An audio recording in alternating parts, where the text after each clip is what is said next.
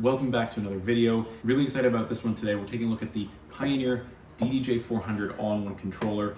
And these guys here, these are the Pioneer Hdj-X5 headphones. We're here in my new place, so excuse the mess. Still lots of work to be done. This place has so much cool smart home technology that I'm putting into it. So in time, we will do a full walkthrough and I'll show you all the stuff that I've gone ahead and installed in the place. When I was growing up, when I was in college actually, believe it or not, I was a club DJ for many, many years. If you don't, here's some video proof.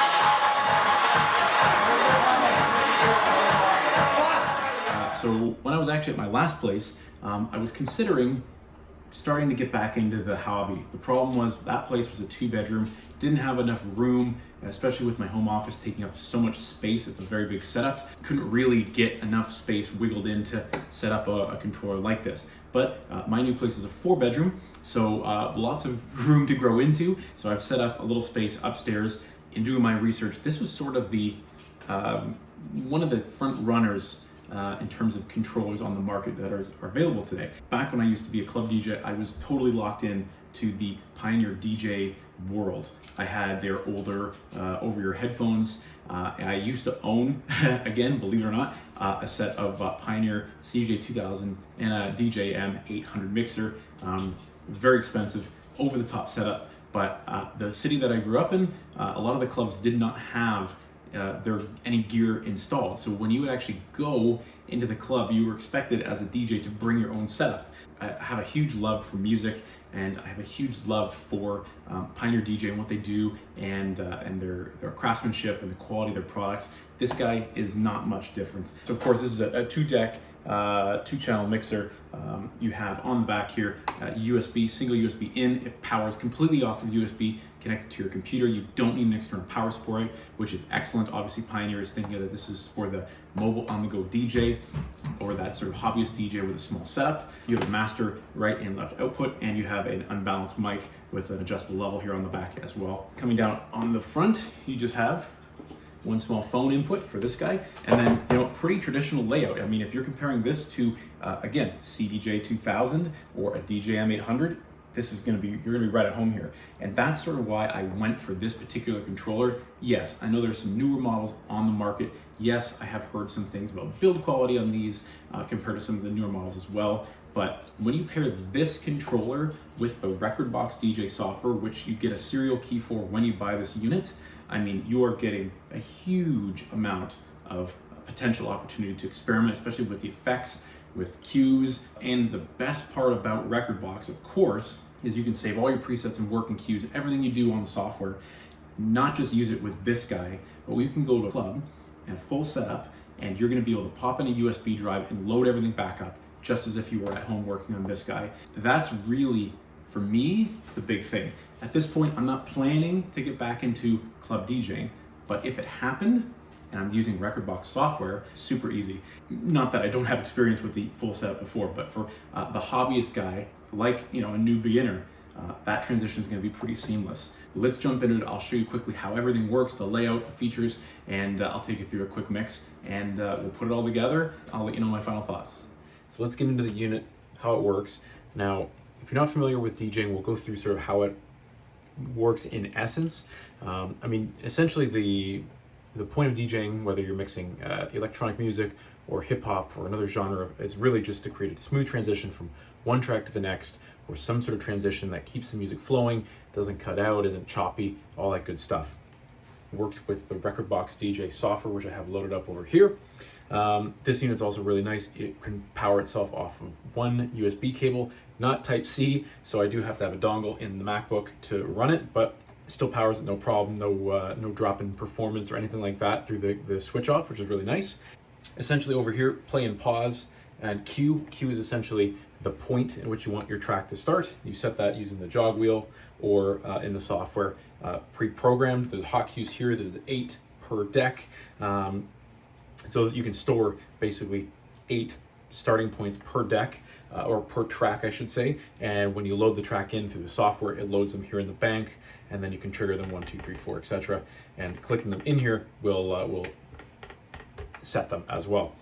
You hold this shift button here to basically activate and deactivate the hot cues. This is the tempo slider, so essentially the speed of the track. You have a beat loop, which is an effect. You have beat jump, which is an effect, and then you have a sampler, which is another set of effects. That's probably a little bit too technical for what we're going to talk about here. Up here you have loops. Essentially, if you want to repeat a part of the song over and over and over again, I typically use loops for outros, or if I've got a vocal snippet, I'll loop that, and that way I have like control of what part of the vocal is going to be played. You have a reloop function, so essentially quick reactivate that loop if you exit it, or the exit button, and these are cue loop calls, so that's jumping back and forth between your loop and cue points. This is the sync button. Kind of controversial in the DJ world when the software stuff started happening. Essentially, Pioneer created a way to synchronize everything to the beat grid in the software. So if you activate that with a quick tap, essentially the tracks won't come out of block. So it's not traditional. I don't actually use that function. When I was learning to DJ, I was doing it on CDJ 1000 units, which didn't have beat grid locking. So I'm used to beat matching using my headphones and my ears. The software sync is helpful, especially for beginner DJs, but it's sort of cheating. And now if you're doing some sort of crazy, you got 4 decks in the mix and you're doing some crazy effects and all that good stuff, hey, go at it. It does save you the time of beat matching, so you can sort of be a little bit more on the fly, a little bit more dynamic. But for all intents and purposes, I'm not using that function. Skipping over here, you have headphone controls, 0 volume, 100 volume, and then you have sort of the mix. So the mix is essentially, is it on the cue points, which is the 2 tracks, or is it or is it the master, which is what's going out to the PA or to the crowd? So of course you would use the cue headphone setting if you want to just be listening in your headphones and not necessarily playing out the next track to the audience, but you can still line them up. So these are your cue activations, deck 1 and 2. These are your volume sliders for 1 and 2. Crossfader, that's typically for scratch DJs, but this is essentially like a hard cut. Deck 1, deck 2, in the middle, of course, then it's all reliant on what's happening here in the middle of the deck. Starting from top down, you have the load function. So this is basically a scroll wheel here that controls the software, and then you have a load on deck 1 and a load on deck 2. Trim knobs, that essentially is, if you have this at 100%, how loud is it going, right? How loud does the master send out? Essentially, once you get to the red clip on the channel level, that's where you want to stop. And then you have your high, mids, lows. And then what I also like about the DDJ-400 is it's got a built-in high and low pass filter right here. So you can go all the way over low pass and all the way over for high pass. And it clicks nicely back in the middle to signify that you're at 0, so no filter. On full mixers, you typically trigger this with an effects section on the left-hand side, and then you bring that in with like a 0 to 100. Exactly the same settings for both of these decks here. And then this is master out. Now I don't have a master connected because I don't have an individual speaker system, but I'm routing the output through my laptop speakers. So this does nothing at this point, but that would control the master out to the PA, to the crowd. You can cue the master here as well. Beat effects, again, that's controlling what beat is triggered in the software. You have 4 different effects that you can configure in here. These are your beat parameters, so your speed, so quarter beat, half beat, full beat. If you're doing a loop or an echo or a delay effect, that's how you're going to kind of trigger and change the sound of the effect. Then you have the deck that it's applying to, so 1 and 2 or both or master. So it's a nice little, very solid feeling trigger. And then level depth, so that is how engaged is that effect. So 0 is a min, 100 is max. Then you have a nice click in the middle, right? And then this is your on-off for the effect. So I'm going to load up a demo track here. Hopefully it doesn't get copyright flagged. So we can just demonstrate quickly how this all works.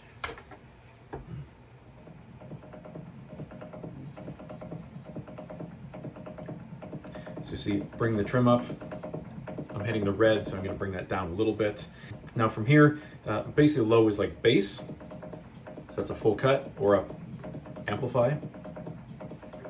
and then mids are typically where you're gonna have your vocal levels, and then highs are your hats and stuff like that. Essentially, you don't wanna mix a track in to another track with all these knobs up, because you're gonna have conflicting bass lines, mids and highs, and you're gonna have a really muddy mix. So you're essentially triggering on and off if you're going for a very smooth mix. Again, I'll demonstrate the high and low pass filters now. And then 0. And now for the high pass.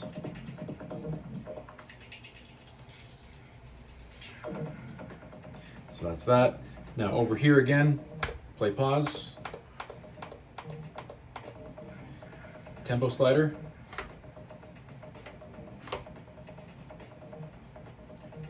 And then use a middle point. Loop. And exit the loop. And then now I'll just activate a very quick delay effect here.